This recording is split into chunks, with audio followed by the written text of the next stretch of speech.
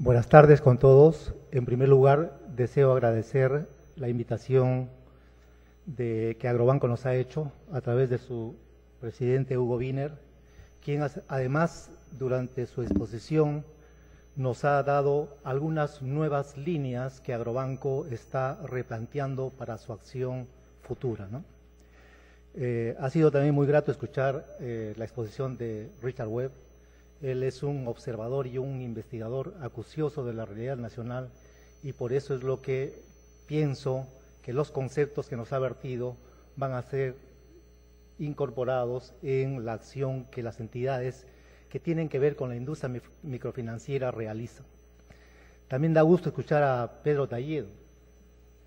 Hace muchísimos años, Caja Municipal de Piura era una entidad muy pequeña y hoy día vemos que tiene una acción a nivel nacional y nosotros nos alegramos por ello, en la medida en que más entidades como la Caja Municipal de Piura presenten cifras que indican que el país cambia a través de la presencia de entidades que tienen un pensamiento y un objetivo distinto, entonces quiere decir que en el Perú cada vez vamos a ir desarrollando y atacando zonas hoy día desatendidas, zonas pobres, zonas en donde la inclusión social aún no se ha producido y la inclusión financiera menos aún.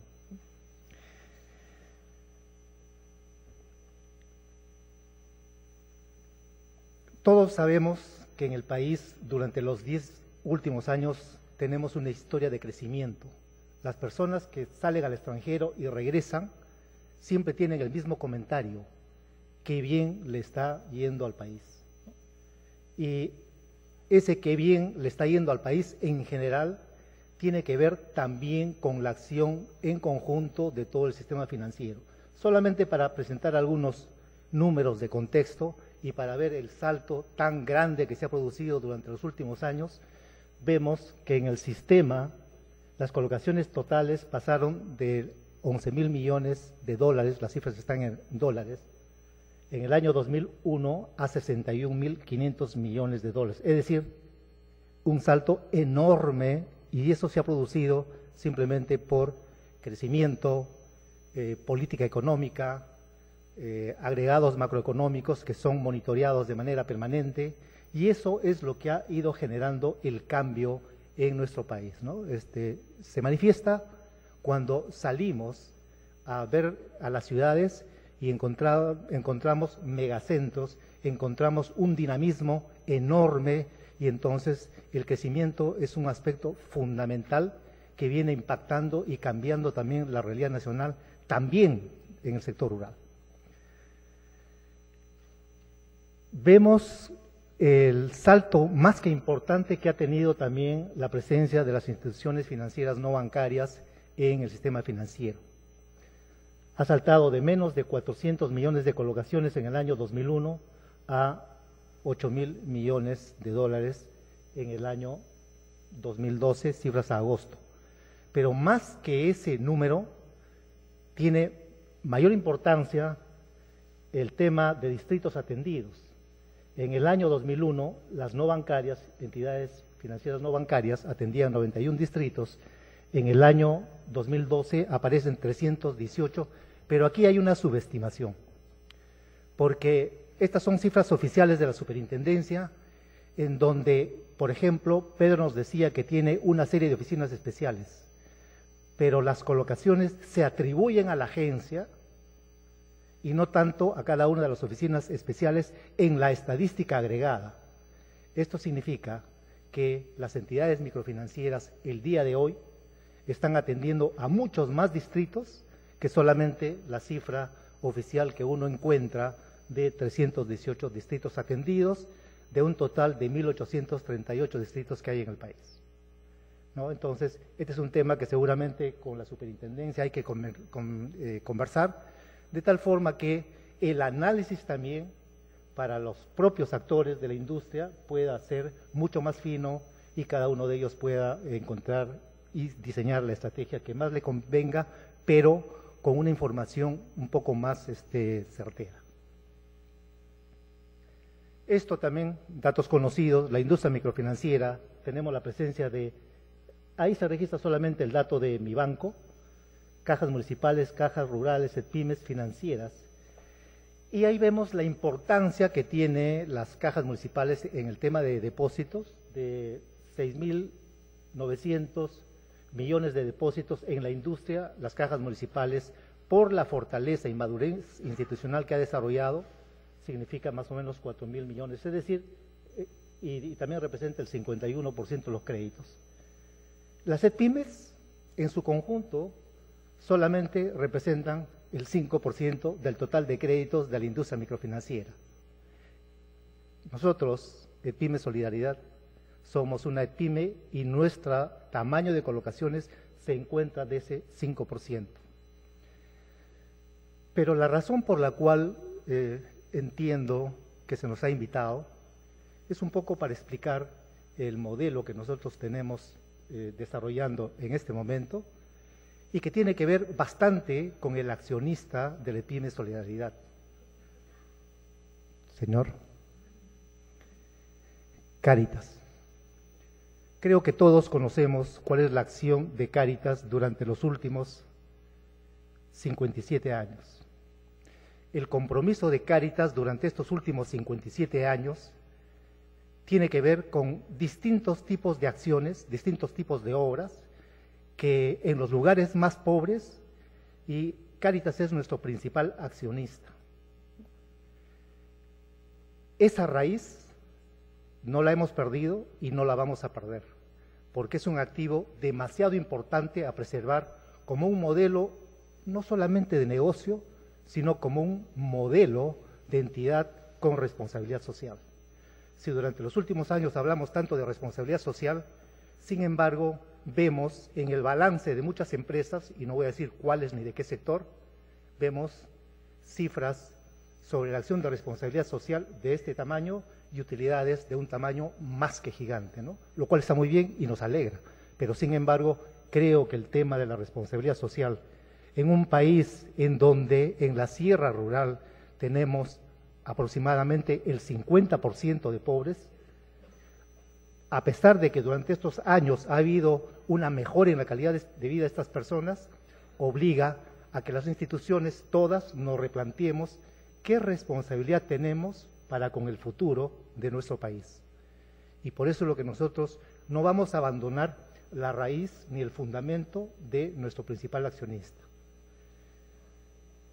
Sus principales acciones están en esa línea, existen otras, muchas más, pero sin embargo algunos números.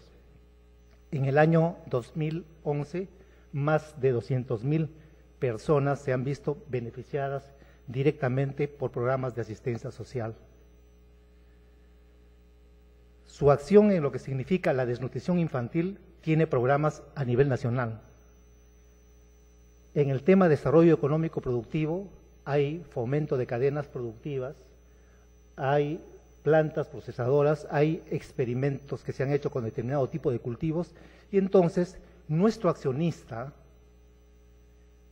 como Cáritas, puede ofrecer también a otras entidades, puede ser a la Caja de Piura y puede ser a otras, esa expertise que tiene, siempre y cuando sepamos que de manera aislada no vamos a poder resolver los problemas que tenemos en los territorios con mayor desequilibrio económico y social.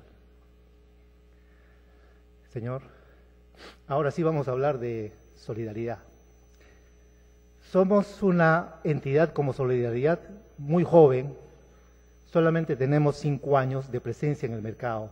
Sin embargo, Cáritas, desde el año 1999, inició el programa de microfinanzas, basados en esquemas de banca comunal, basados en esquemas solidarios, basados en esquemas de responsabilidad con los más pobres.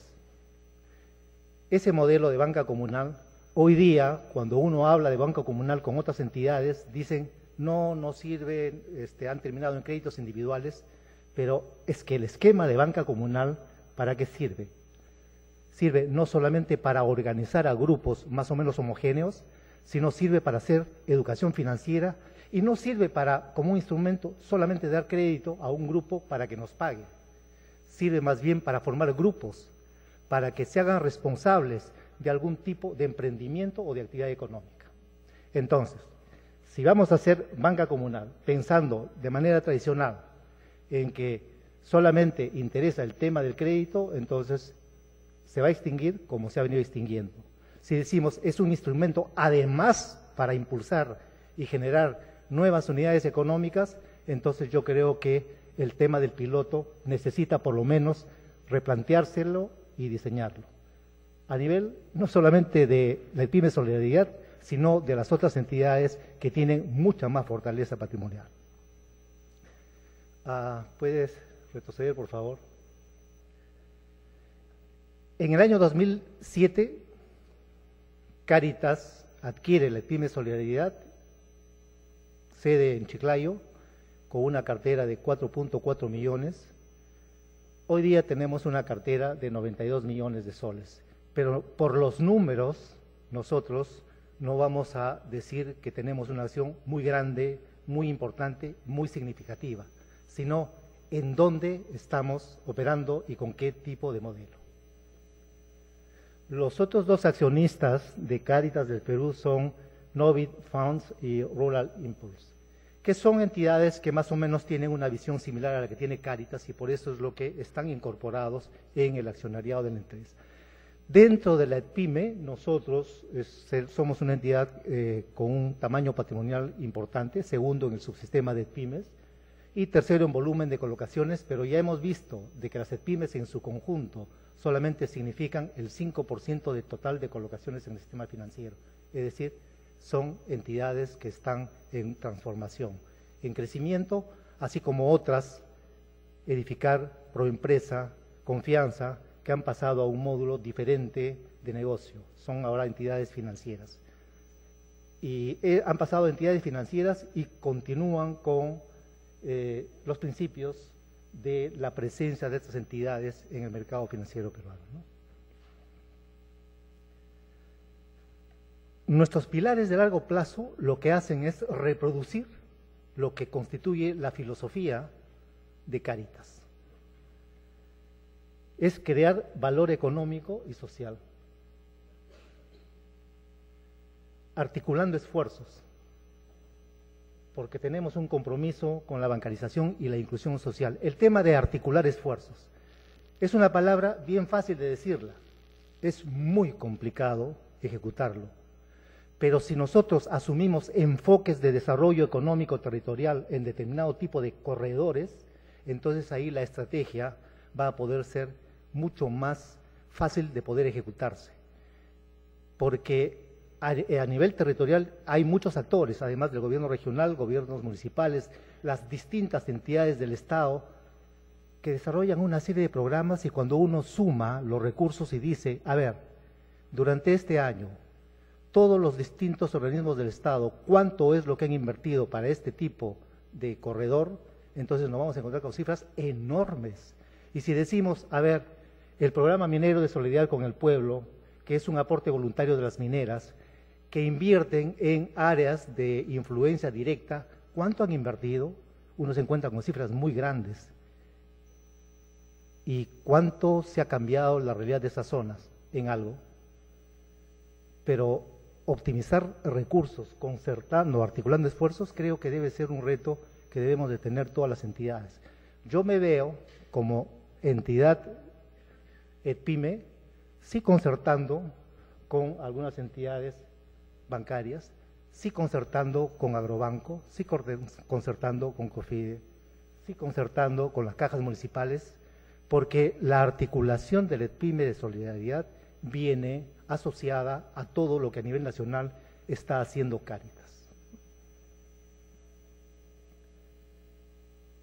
Nuestros focos de atención corresponden a dos temas adicionales a los que ya he señalado, ¿no?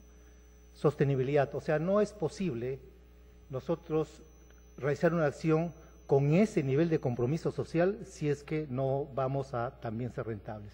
Sí, pues, pero en el momento en que uno hace el pricing, uno puede encontrar no solamente una rentabilidad propia para la entidad, sino aquella rentabilidad que genera utilidades para poder reinvertirse en programas nuevos vinculados con ataque a pobreza, ataque al cambio de la calidad de vida de las personas. Las entidades grandes como Caja de Piura, Caja Arequipa, podrían, con parte de los recursos, y eso será muy sencillo convencer a los alcaldes, crear determinado tipo de fondos fiduciarios en donde vayan definitivamente a las zonas más pobres para traerlos a mecanismos de mercado, porque ya sabemos que el subsidio se da una vez y se termina. Atraer a estas poblaciones a mecanismos de mercados, creo que ese es el reto, y estoy seguro de que lo están haciendo. Hay otras entidades con las cuales hemos conversado, pero a veces en el diseño de la ingeniería financiera nos enredamos cuando las soluciones de fondos fiduciarios también es una solución que puede aplicarse. Señor. Esto lo he señalado. Nuestra acción, EDPYME, junto con Cáritas, para poder apoyar y con nuestros programas Sostenibilidad Social y Lucha contra la Pobreza, y también con responsabilidad con el medio ambiente y con la comunidad. Ahora vamos a ver qué es lo que tenemos y dónde estamos. Hoy día tenemos 16 agencias, estamos en 11 departamentos, pero por ese esquema de agencias, más oficinas especiales, más colocaciones que se hacen en ámbitos territoriales a lo mejor un poco más distantes, tenemos presencia en 113 distritos. Y esos 113 distritos tienen en promedio una pobreza de 43%. Es decir, estamos operando en zonas en donde según la data oficial tienen ese nivel de pobreza. Y con población rural, y no voy a entrar a definir lo que es población rural o distrito rural, porque ahí me puedo enredar, del casi 40%. De esos 113 distritos, en 54 de ellos constituimos una importante oferta crediticia, en donde el nivel de pobreza es mayor, 55%, y el porcentaje de población rural mayor, 61%. Y dentro de nuestra estrategia hemos dividido, bajo el enfoque de desarrollo económico territorial, determinado tipo de corredores en donde nuestras 16 agencias y nuestros 113 distritos atendidos se encuentran ahí. Como se ve en lo que le llamamos Corredor Centro 2 y Corredor Centro Oriente, tenemos una mayor concentración de nuestra actividad crediticia, ¿no? Y población rural con niveles elevados. Este cuadro parece lo mismo, pero es distinto. Misma información, solamente que le hemos agregado el tema de pobreza y ruralidad. Ruralidad entendido como aquella población económicamente activa que se dedica a la actividad rural en estos distritos. ¿Por qué es importante señalar esos aspectos? Porque en estas zonas, como Richard lo mencionaba, Richard Webb, se ha producido un cambio importante en recursos financieros y disponibles de estas poblaciones. El tema del precio de las tierras ha crecido de manera significativa, pero uno cuando tiene el enfoque de corredor económico encuentra que hace 10 años solamente había este pueblo y este otro pueblo y este otro, y hoy día prácticamente hay muchos más. Y allí, ¿cuál es el reto? El reto es un poco lo que nos señalaba Richard Webb. Hay determinado tipo de productos y hay un enfoque diferente, hay una tecnología distinta que sí se tiene que aplicar. Y, perdón, antes de pasar a las reflexiones finales, tema de la educación financiera. La Superintendencia de Banca y Seguro durante los últimos años ha venido impulsando temas de ahorro y tiene un programa de charlas con el objeto de poder difundir la importancia, especialmente en estas poblaciones rurales, de lo que significa el ahorro. Entonces nosotros nos vamos a acercar a la superintendencia para que de manera conjunta con otras entidades podamos en los distritos donde estamos operando difundir los temas de ahorro como una práctica de vida para estas poblaciones que recién empiezan, ¿no? ¿Es algo soñador decirlo? No, porque si hay tantas entidades que están confluyendo en determinados mercados, sí es posible generar el cambio. Y por eso es lo que, para terminar,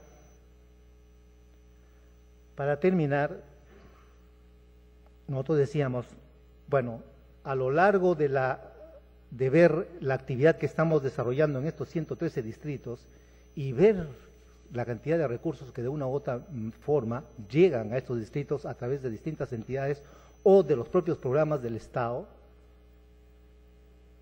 tiene que haber una ejecución en corredores económicos y allí, Hugo señalaba, hay un reenfoque de la banca de desarrollo. Tiene que haber un reenfoque de la banca de desarrollo porque ya cambiaron los 90 y cambiaron los 2000. Estamos en una nueva etapa en donde el Perú está creciendo, el sector privado financiero está llegando de manera acelerada a una serie de distritos que antes no existían, pero creo que los recursos y el talento que se encuentra en determinadas entidades del Estado tienen que transmitirse hacia gobiernos regionales y gobiernos locales que tienen una acción decisoria en los ámbitos donde gobiernan. Y allí se podrían optimizar una serie de esquemas para alivio de pobreza. Lo he mencionado ya, calidad para diferenciar roles, ¿no? La pobreza no se va a resolver con subsidio, como todo el mundo sabe y como todo el mundo lo decimos. Es atrayendo a mecanismos de mercado. Atraer a mecanismos de mercado significa desarrollar una acción más concertada. Por ejemplo, hay una ciudad en donde se veía una lucecita pequeñita, pero para llegar ahí uno se demoraba 7 horas, hoy día se demora 45 minutos. Y los colectivos y los taxis van directamente, es decir, es un lugar lejanísimo antes, hoy día muy cerca. Ha sido atraído a mecanismos de mercado. ¿Y qué es lo que se desarrolla en ese pueblito hoy día? Encuentran una población significativa de 20.000 personas, en donde hay puntos de algunas cajas rurales y algunas cajas municipales que hace 6 años no existían. Finalmente, el reto nuestro, reconociéndonos una actividad pequeña en tamaño, pero con una clara visión basado en los fundamentos y en la raíz de la acción de nuestro accionista, que podemos, además de seguir desarrollando nuestra acción como entidad microfinanciera, tratar de articular los esfuerzos de otras y compartir información y compartir espacios en donde probablemente por el tamaño o el nivel de riesgo sea una línea de negocio más apropiada a entidades un poco de mayor tamaño patrimonial. Y también el tema de profundización y educación financiera vienen de la mano, ¿no? No es posible que en este momento se haya producido, como se ha producido, una relativa saturación en los mercados urbanos, no solamente de los bancos, sino también de las propias entidades microfinancieras. ¿Y qué es lo que ha ocurrido ahí? Al haber tantas entidades microfinancieras en mercados urbanos, prácticamente se ha producido un sobreendeudamiento. Entonces ahí también la acción es presencia, pero con responsabilidad. Presencia con solidaridad.